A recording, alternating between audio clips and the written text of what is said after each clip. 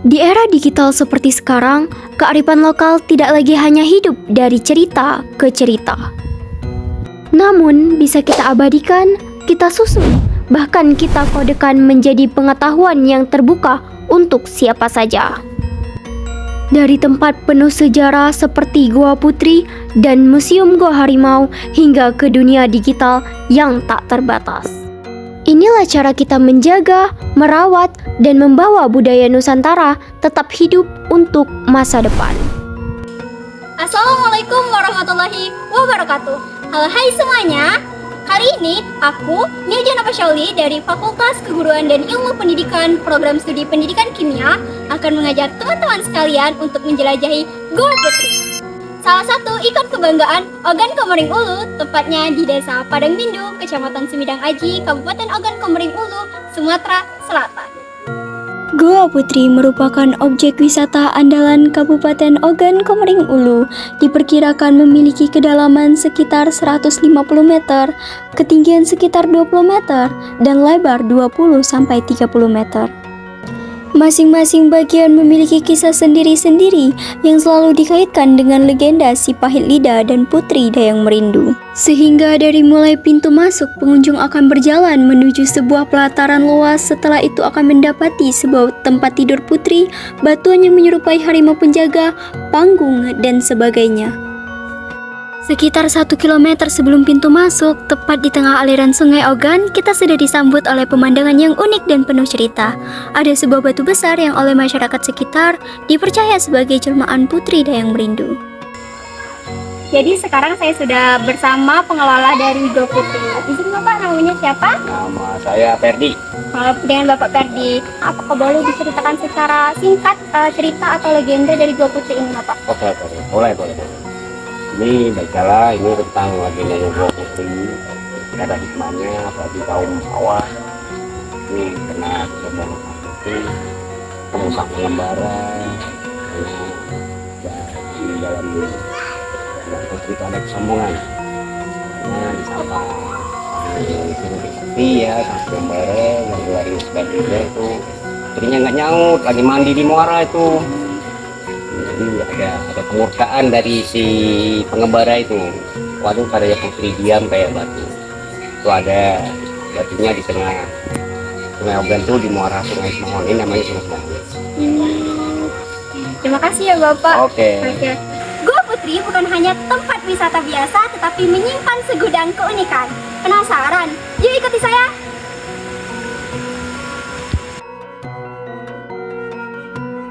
Saat akan masuk ke dalam goa, kita dianjurkan untuk mengetuk pintu masuk sebanyak 3 kali.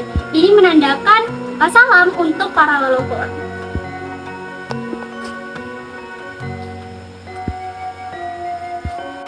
Dari aspek geologi, Goa Putri ini terbagi menjadi 3 tingkatan, dan sekarang kita sudah berada di tingkatan pertama.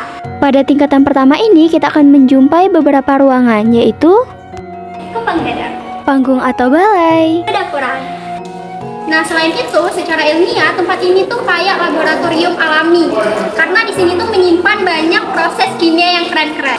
Tahu nggak guys? Jadi goa ini adalah contoh nyata dari proses pelapukan kimia secara alami dan terjadi secara terus-menerus selama beribu-ribu tahun.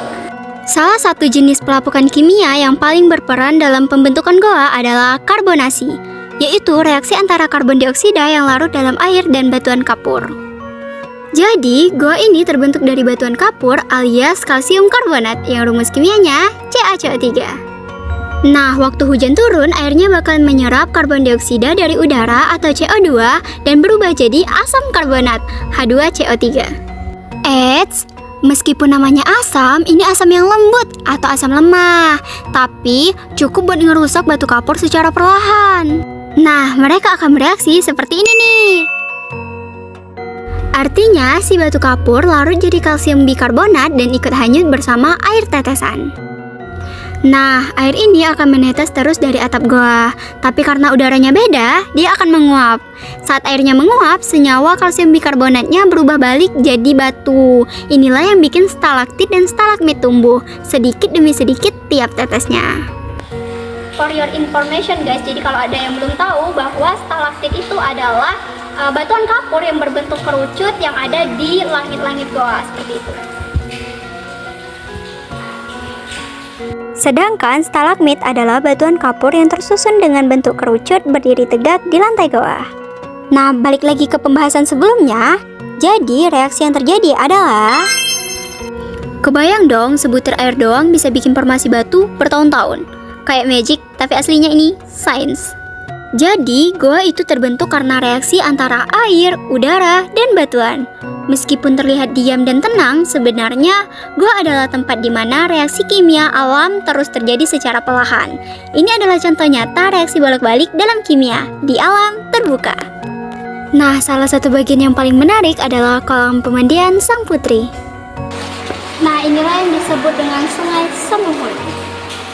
Masyarakat sekitar percaya, siapapun yang mencuci muka atau mandi di sini bisa terlihat awet muda. Air yang mengalir di sini berasal dari perbukitan dan disebut air semuhun, yang artinya permohonan. Nah, kalau ini adalah harimau penjaga. Ini adalah tempat pelaminan Sang Putri. Jadi kata nenek itu tadi, di sini adalah tumpukan pakaian putri atau barang-barang putri, dan yang di atas ini adalah hiasan-hiasan atau ornamen-ornamen yang menjadi pelaminan Sang Putri. Sekarang kita sudah berada di tepatnya di Gua Penjagaan. Nah, kita telah sampai pada titik terakhir perjalanan pintu keluar yang unik, disebut sebagai pintu ajaib. Kenapa disebut pintu ajaib? Karena meskipun terlihat sempit, katanya sebesar apapun tubuh seseorang pasti bisa melewati celah ini. Setelah keluar dari pintu ajaib, kita langsung disambut dengan pemandangan luas di teras luar goa.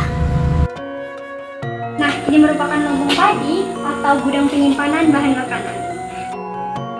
Nah, ini merupakan spot singgasana raja. Namun, kearifan lokal tidak hanya tersimpan dalam legenda, tetapi juga dalam bukti nyata sejarah manusia. Tidak jauh dari Goa Putri, terdapat Museum Gua Harimau yang menyimpan berbagai peninggalan manusia purba.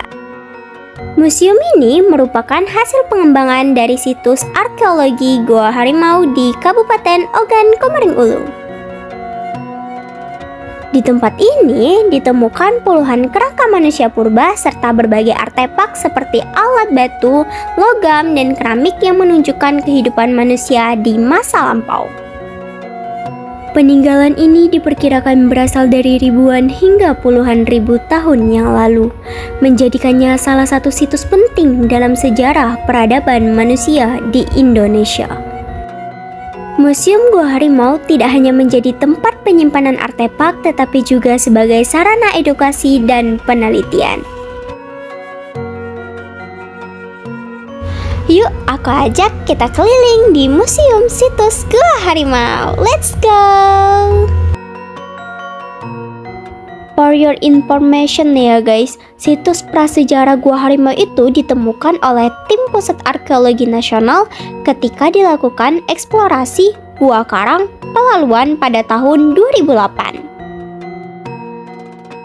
Situs ini terbentuk di atas dataran aluvial dengan lebar pintu masuk utama 30 meter dengan kedalaman horizontal sekitar 15 meter. Ekskavasi arkeologi mulai dilakukan di Gua Harimau sejak tahun 2010. Situs Gua Harimau ini kemudian dikembangkan menjadi museum situs oleh pemerintah daerah Ogan Komering Ulu dan didukung oleh Kementerian Pendidikan dan Kebudayaan. Sejak tahun 2012 hingga 2018 telah ditemukan 84 kerangka manusia dari zaman pra-neolitikum hingga zaman neolitikum, perunggu, dan besi. Di antaranya pada tahun 2014, tim Arkeologi Nasional Jakarta menemukan kerangka diduga ibu dan anak yang merupakan salah satu penemuan dari 78 kerangka yang ditemukan. Nah, seperti yang saya bilang tadi, objek lain yang ditemukan pada Gua Harimau ini mencakup artefak perunggu, artefak besi, dan keramik bertanda tali. Hasil penelitian menunjukkan bahwa hingga tahun 2014 telah ditemukan 8 artefak perunggu dan 4 artefak besi di Gua Harimau. Peninggalan arkeologi yang ditemukan di situs ini diperkirakan berasal dari 22.000 sampai 2.000 tahun yang lalu. Dari legenda di Gua Putri hingga bukti sejarah di Museum Gua Harimau, keduanya menunjukkan kekayaan kearifan lokal yang dimiliki Indonesia. Di era digital saat ini, kita dapat mengodekan kearifan lokal melalui media sosial. Dengan mengemas cerita dan sejarah menjadi konten digital, budaya lokal dapat dikenal lebih luas oleh generasi muda, sehingga warisan budaya tidak hanya dikenang, tetapi juga terus hidup dan berkembang di masa depan. Yuk, sebagai mahasiswa, kita manfaatkan era digital ini untuk menyebarluaskan edukasi positif. Karena kampus yang berdampak lahir dari mahasiswa yang rasa ingin tahunya tinggi dan juga semangat berbagi. Terima kasih sudah mengikuti vlog hari ini. Sampai jumpa di vlog selanjutnya.